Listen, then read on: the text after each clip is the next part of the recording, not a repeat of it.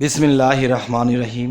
হে সমস্ত জগতবাসী, আজকে আপনাদের সামনে যে আলোচনাটি নিয়ে হাজির হলাম, এই আলোচনাটি অবশ্যই মন দিয়ে শুনবেন। অবশ্যই এই কথাগুলো কোরআনের, আল্লাহর বাক্যের এই কথা, আর এই কথাগুলো এমনই কার্যকর যে যদি আমল করতে পারি তো আমাদের জীবন অনেক সুখী হবে। দুনিয়াতে যে সুখ পাইল না বা বিভিন্ন খারাপই লিপ্তই থাকলো, সে কিন্তু আখেরাতেও সুখ নেই তার। তাই বলবো, আমরা যদি পৃথিবীতে সুস্থ থাকি আল্লাহর ইবাদত করতে পারবো। অসুস্থ থাকলে ওহরে মারে বলতে বলতে কিন্তু আমাদের দিন চলে যায়, আমরা কিন্তু আল্লাহর ইবাদত সেভাবে করতে পারি না। তাই বলবো কি, সূরা বুরুজ এর আমল ও ফজিলত থেকে আপনাদের সাথে কিছু আলোচনা করব। যে সূরা বুরুজ এর আমল ফজিলতের যে একটা বিষয়, সেটি হলো, দেখুন, এশার নামাজে সদা সর্বদা এই সূরাটি পাঠ করলে জ্ঞানের প্রসারতা জন্মে। আচ্ছা, এ সূরা পাঠ করে কোনো শিশুর গায়ে দম করিলে শীঘ্রই সে মাতৃদুগ্ধ পান করা ত্যাগ করে দেবে। অনেক শিশুরা আছে মায়ের দুগ্ধ অনেক বড় হয়েও খেতেই থাকে এবং দেখা যায় সে ছেলে এখান থেকে বন্ধ হয় না, বাবা চর থাপ্পড় দিলেও সে একই অবস্থা। তাহলে অবশ্যই আমরা মনে রাখবো যে সূরা কারিক এর আমল ও ফজিলত, এ সূরা পাঠ করব এবং আমাদের মনে মনে কোনটি নিয়ত থাকবে এবং আমাদের কি কি ফল ফলবে। সূরা কারিক এর আমল ও ফজিলত, এই সূরা পাঠ করে ঔষধের উপর দম করে বা ফুঁক দিয়ে সে ঔষধ সেবন করলে কোনরূপ ক্ষতি সাধন করবে না। আচ্ছা, কথাটা আমি আবার বলছি, অবশ্যই খেয়াল করবেন। সূরা কারিক এর আমল ও ফজিলত, এ সূরা পাঠ করে ঔষধের উপর দম করে সে ঔষধ সেবন করলে কোনরূপ ক্ষতি সাধন করবে না, বরঞ্চ যেই রোগের নিয়তে খেয়েছেন সেই রোগ ভালো হয়ে যাবে ইনশাআল্লাহ। এবার আসি, 40 বার পাঠ করতে হবে সূরা বুরুজ। 40 বার পাঠ করলে জিন ভূতের আসর দূর হয়ে যাবে। যদি কারোর ভিতরে জিন ভূতের কোনো আসর থেকে থাকে তাহলে সেটি দূর হয়ে যাবে ইনশাআল্লাহ। অবশ্যই মনে রাখতে হবে আমাদের এই কথাগুলো। আচ্ছা, এবার আসবো সূরা আলা এর আমল ও ফজিলত। সূরা আলা এর আমল ও ফজিলতের মধ্যে যে জিনিসগুলো বোঝানো হয়েছে অবশ্যই খেয়াল করে শুনবেন। এ সূরা সর্বদা পাঠ করতে থাকলে অর্শরোগ নিরাময় হবে এবং এ সূরা পরে কানে ফুঁক দিলে আল্লাহর রহমতে, যে কানের মধ্যে বোবো শব্দ করে, যাদের কানের মধ্যে বোবো শব্দ করে, এই বোবো শব্দ করার অশান্তি দূর হয়ে যাবে। আচ্ছা, এবার আসি যে গর্ভের প্রথম মাসে এ সূরা লিখে গর্ভবতীর ডান বুকে বেঁধে দিলে ইনশাআল্লাহ আল্লাহর রহমতে সুসন্তান জন্মিবে। আল্লাহর রহমত, অবশ্যই আল্লাহর এই সূরাটি আমরা অবশ্যই এভাবে করব। যেমন আমি আরেকবার বলি যাতে আপনাদের মনে থাকে। সূরা আলা এর আমল ও ফজিলত থেকে বলছি, এ সূরা সর্বদা পাঠ করে থাকলে অর্শরোগ নিরাময় হবে। এ সূরা পরে কানে ফুঁক দিলে আল্লাহর রহমতে কান ভুবো করার অশান্তিটা দূর হয়ে যাবে।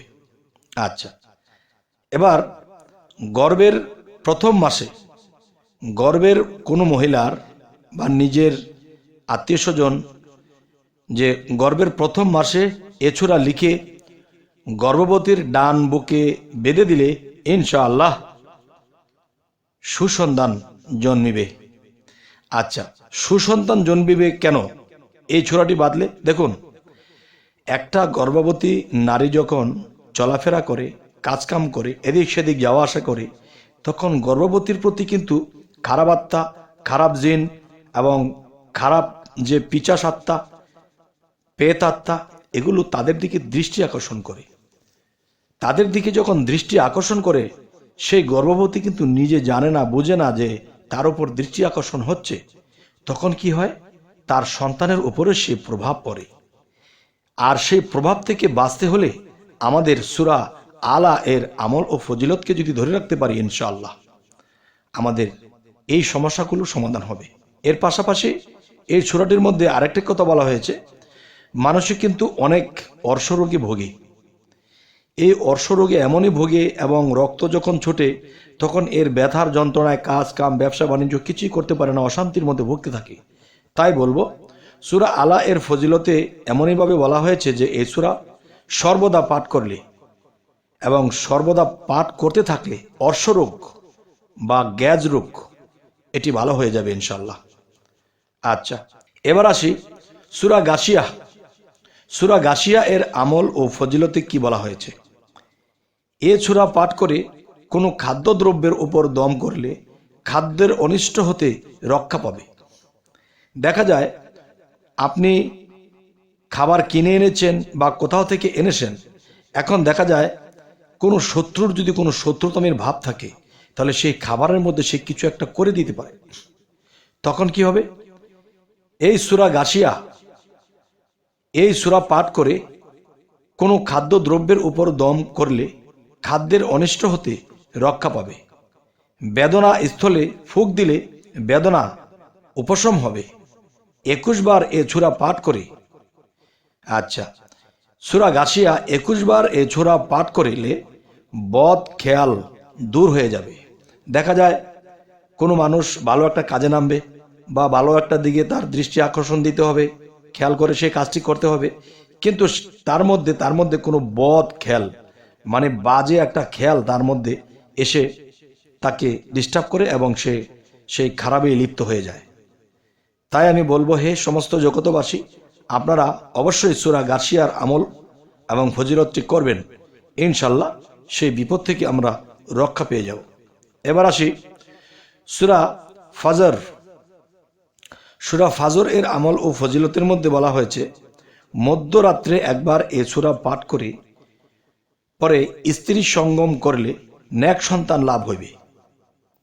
আচ্ছা, যদি অবশ্যই আপনারা এই কথাগুলো বিশ্বাস করেন, বিশ্বাস তো করতেই হবে, যদি মুসলমান আমাদের বিশ্বাস করতেই হবে। সূরা ফাজর এর আমল ও ফজিলতের মধ্যে এটি পাওয়া গেল যে মধ্যরাতে একবার এ সূরা পাঠ করে পরে স্ত্রী সঙ্গম করলে নেক সন্তান লাভ হইবে। আচ্ছা, প্রত্যহ চন্দ্র মাসের 14 তারিখে রাত্রে একবার করে এ সূরা পাঠ করলে কিয়ামতের দিবসে তার চেহারা নূরে নূরান্বিত হবে। সুবহান আল্লাহ। আল্লাহ আমাদের জন্য কত সুযোগ সুবিধা রেখেছে, কিন্তু সেই সুযোগ সুবিধা আমরা নেই না। আমরা এই জন্যই কিন্তু দুনিয়াতে আপদে কুপতে থাকি, কষ্ট পেতে থাকি, খারাপ দিকে যেতে থাকি। তখন কিন্তু আল্লাহকে কখনোই দোষারোপ করতে পারবো না, যেহেতু আল্লাহ আমাদেরকে সুযোগ দিয়ে রেখেছেন। যাই হোক, এবার আসি সূরা বালাদ। সূরা বালাদ এর আমল ও ফজিলতের মধ্যে কি বলা হয়েছে যে শিশু জন্মগ্রহণের সময় এ সূরা লিখে শিশুর গলায় বেঁধে দিলে অনিষ্টকর প্রাণী ও যাবতীয় পেটের অসুখ হতে নিরাপদ থাকবে। আলহামদুলিল্লাহ। আচ্ছা, কথাটি আমি অবশ্যই আবারও বলছি, আপনারা খেয়াল করে শুনবেন। সূরা বালাদ এর আমল ও ফজিলত, শিশু জন্ম গ্রহণের সময় এ সূরা লিখে শিশুর গলায় বেঁধে দিলে অনিষ্টকর প্রাণী ও যাবতীয় পেটের অসুখ হতে নিরাপদ থাকবে। আচ্ছা, এবার আসি, এই সূরা বালাদ 41 বার পাঠ করলে যাবতীয় পেরেশানি দূর হয়ে যাবে। তবে হে সমস্ত জগতবাসী, আজকে আপনাদের সামনে যে আলোচনাটি করলাম আমার করতে খুব ভালো লাগলো। যদি মানুষ এখান থেকে এই আলোচনাগুলো নিয়ে তারা ভালো হয়, তারা সুস্থ থাকে, তাহলেই তো আমার এই কথাগুলো বলার সার্থকতা। তো অবশ্যই আমাদের এই চ্যানেল যারা দেখছেন, যদি ভালো লাগে আমাদের চ্যানেলটি, অবশ্যই এরকম আলোচনা পেতে আমাদের চ্যানেলটিকে সাবস্ক্রাইব করে রাখুন। পরবর্তীতে আবার সাক্ষাৎ হবে। তো সকলেই ভালো থাকবেন। আল্লাহ হাফিজ।